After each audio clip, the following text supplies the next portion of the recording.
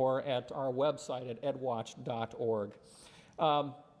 Moving on, the transformation of education. Education for a sustainable future requires a change in approach in the teaching and learning process. This brings us to number 2, and that is the idea that preparing American youth for the 21st century requires a radical departure from traditional classroom instruction. Above all, it requires a shift in long-held beliefs that the role of the teacher is to transmit knowledge to the students. Instead, teachers must view themselves as facilitators through which young people construct knowledge themselves. Now, that's a long way of saying indoctrination. But the problem is, this came out in 1989, by the way, by the Carnegie Council on Adolescent Development, and is the plan now for our education system. The research link that I use is out of our State Department of Education, who did a research on performance-based instruction called constructivism. It tells us, basically constructivism means postmodernism. There is no truth. Students construct their own understandings of reality and realize that objective reality is not knowable. So why bother? The truth is, the truth which keep men free is being suppressed in order to prop up the attitude training agenda. And it moves on. You can see this through the final subject to fall by the national standards is education. This is our new math in Minnesota called Connected Mathematics. Based on the National Center of Teachers of Mathematics, Standard 3 tells us that students learn that mathematics is man-made, that it is arbitrary, and good solutions are arrived at by consensus. No lie. There is no truth, not even in math. Most of us assume 2 plus 2 is always going to equal 4. You're wrong. We might reach a new consensus. Consensus is the theme that is more important in math than math. Now keep in mind, this is based on a shift in worldview.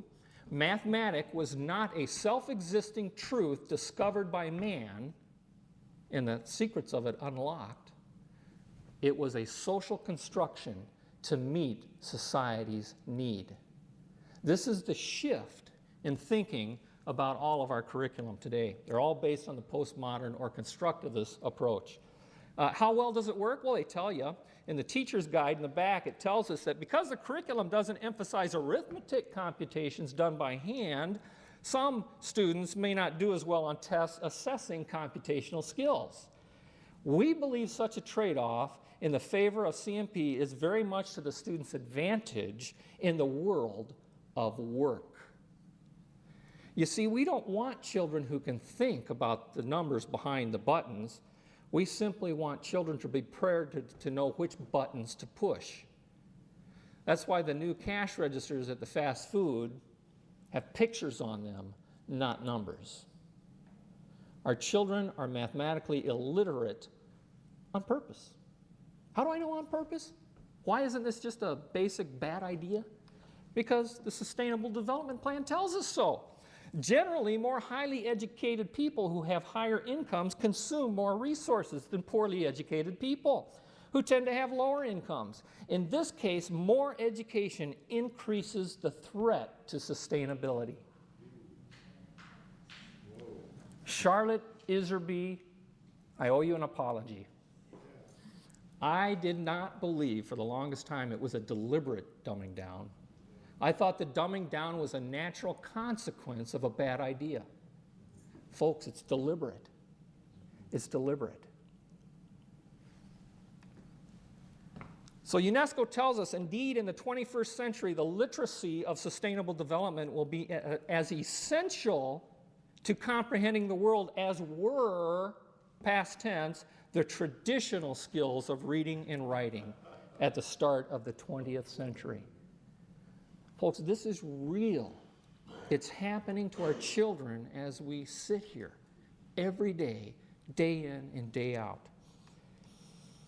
Goes on to say the effectiveness must ultimately be measured by the degree to which ESD changes the attitudes and behaviors of people, both in their individual roles and in their collective responsibilities and duties as citizens.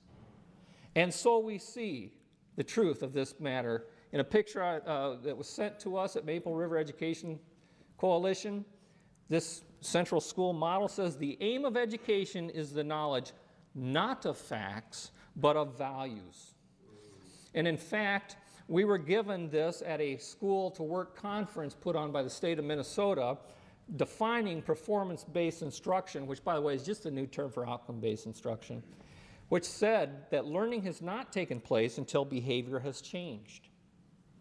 It goes on to tell you that values, attitudes, and interests can be learned and taught, and they can be objectively evaluated.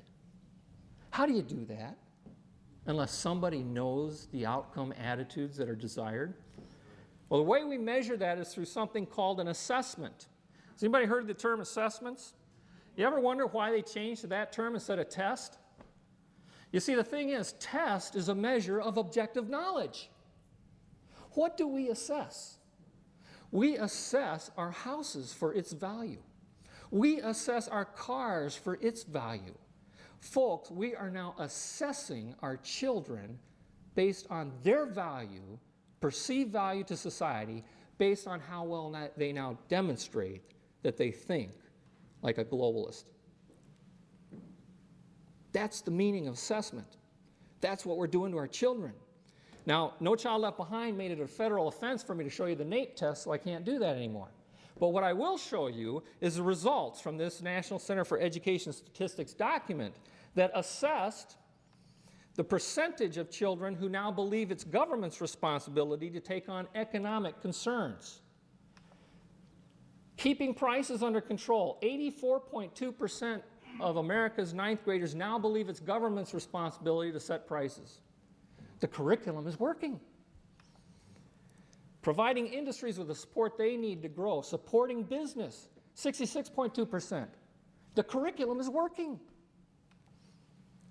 Guaranteeing a job for anyone who wants one.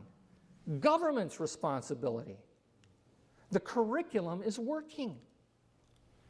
And finally, reducing differences in income and wealth among people.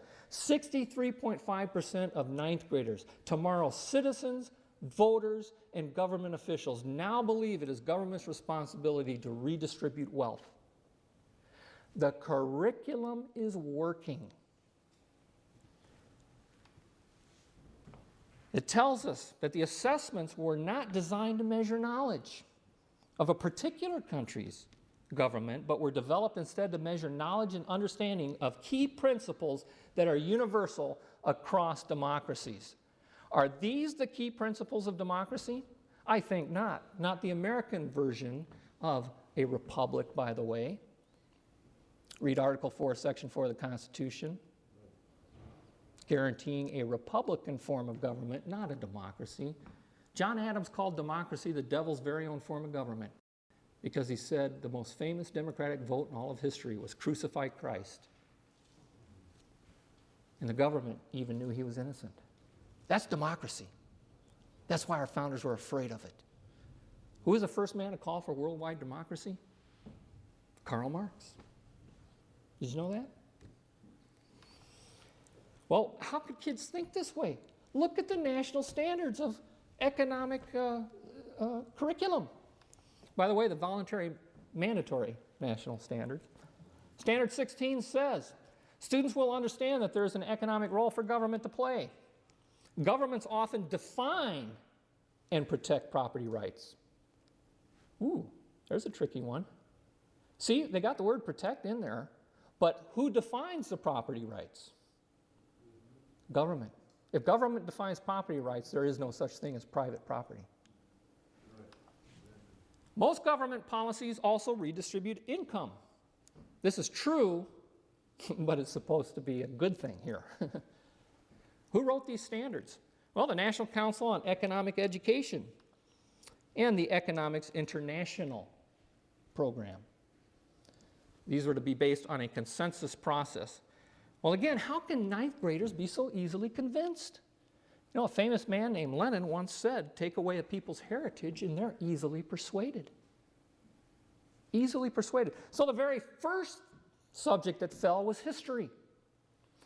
The National History Standards tells us one of the most common problems is the compulsion students feel to find the one right answer.